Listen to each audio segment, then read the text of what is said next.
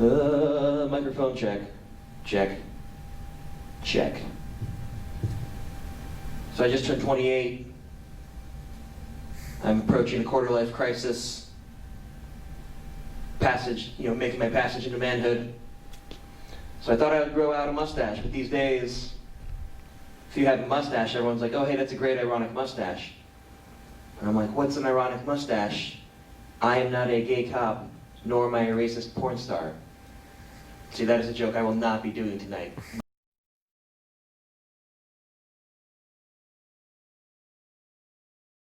Everybody doing good? Yeah. All right, put your hands together. Let's clap it up if you're feeling good. All right, there we go. All right, you guys excited? You guys excited for the movie? Yeah. All right. My name is Nardo Marques. I'm just going to be getting you guys warmed up while we let the crowd still settle in here. My name is Nardo. It's short for Leonardo, which is great because my parents named me after my favorite Ninja Turtle. My favorite Ninja Turtle happens to be Michelangelo. Derek. So, thanks a lot, Mom and Dad. No, it's okay.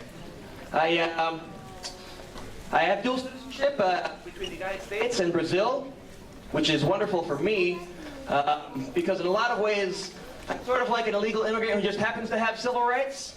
It's very good. Very, very good. So, we're off to a great start, right, everybody? All right. So I was at the Florida Mall the other day. I was hanging out at Macy's. I wanted to try out the new Lady Gaga fragrance. You guys heard about this? The Lady Gaga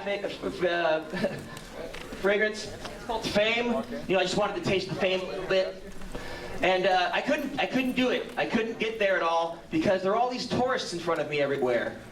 And they're all wearing these matching colored shirts. And I was like, oh, these are a bunch of tourists from Brazil. There are so many of them.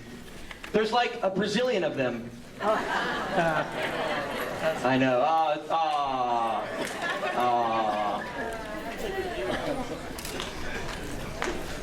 Let me tell you a little bit more about myself.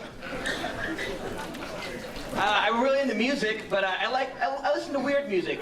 Like if you told me who Adele or Susan Boyle were, I would not be able to tell you the difference between the two of them. Also, their music sounds the same. I like one person got that one. I like to go into record stores and buy my CDs because I just like spending lots of money on things that more people my age just kind of get for free. You know, anti-piracy. That's the official anti-piracy statement. But I was at the record store recently, and you know they're independently owned and operated for the most part. And there's a gentleman in there, and he was giving the clerk a very hard time. And I was like, oh, this must be a gem. There must be some undiscovered gem of music that I am going to discover. My life will be better. His life will be better. So I started listening in. I was eavesdropping. And the guy's like, I can't believe you don't have what I'm looking for. I can't believe you don't have Bon Jovi's greatest hits. Bon Jovi's greatest hits, people. This guy is hassling this clerk over something that he can find at a bargain bin in a Big Lots. He's like, I just gotta hear that song, man. I gotta hear that one song, you know. How does it go? It's my life, it's now or never. Whoa, living on a prayer. And I was like, I'm pretty sure that's not the same song. This guy must go to Foo Fighters concerts and expect to hear Nirvana songs. That's for all the Gen Xers in the audience. I'm a bit of a nerd. Can I say that again? I'm a bit of a nerd. Thanks. My friends are nerds. But I'm trying to grow beyond that, you know. I'm trying to leave it behind, I'm trying to mature a little bit more. But I always get dragged back into it, you know. Like, anybody see that Spider-Man movie this summer? Clap it up if you saw the Spider-Man movie. Yeah, I thought it was pretty good. I enjoyed myself. But it's when you have friends that are nerds, like it's never enough just to go see the nerdy movie. You have to do everything else that's nerdy. So we saw the Spider-Man movie, and my friend's like, Nardo, you got to check out this new thing called motion comic books. They're comic books that are animated, and they have voiceovers on them. Isn't that amazing? And I was like, yeah, man, that sounds pretty cool. But I'm pretty sure those were around before, and they were called cartoons. We used to watch them all the time when we were children. That's nothing new. Nothing new in that arena. I don't want to get too off track here, but did anybody watch the presidential debate last night? Yeah. All right, not bad. I didn't get to catch most of it, but I mean, I'll just say this. I've seen better debates on Facebook. Yeah. Come on. My 6-year-old cousin could have come up with better comebacks. That's all right. We'll see how things go. Election years are always crazy. You always get, like, junk mail telling you to vote for a bunch of people. I got an email the other day that said, hey, there are 44,000 other Leonardos that are registered to vote in Central Florida. You should register as well. I was like, talking to my computer, of course. I'm like, I am registered. I'm already registered. They should be finding ways to help me register people who aren't registered. Right? That doesn't make any sense. Why are you telling me to register? Shouldn't the government already have that information? They had a lot of other information. I don't know.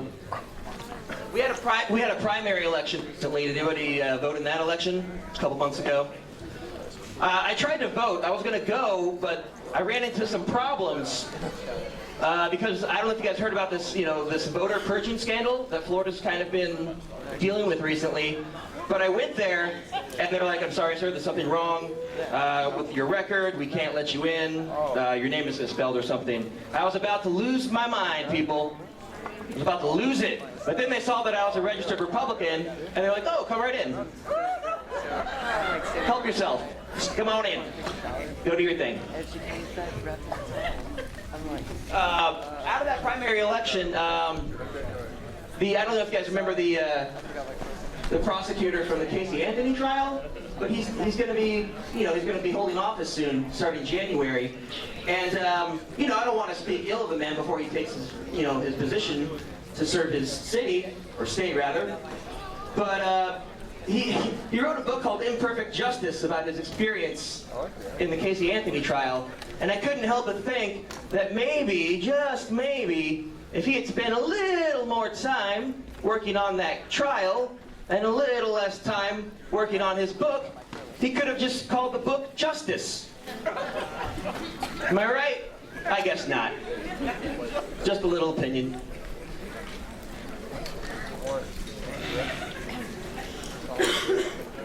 All right, just checking. We're gonna keep the laughs rolling, guys. There we go. All righty, I'll wrap it up here. So I don't know. What are the solutions, right? What are the solutions? What do we do? There's a lot of information out there. There's also a lot of misinformation out there. Like I was trying to find out about this, the global financial crisis. I was doing some reading up on that, and there's another Goldman Sachs, crisis going on, some other crime that they committed. And I was reading a magazine, and they were like, oh, it has something to do with, synthetic derivatives. And I was like, oh, so bath salts are to blame? Okay. All right. Maybe that's more of a South Florida joke. I don't know. But I mean, I picked up a magazine of The Economist. I picked up a copy of The Economist.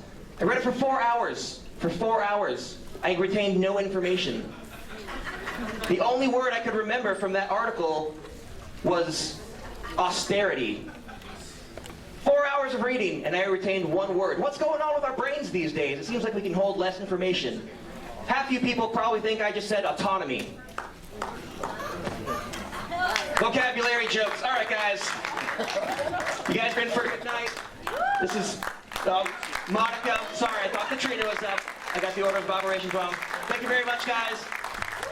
Thank you. A round of applause. bless you.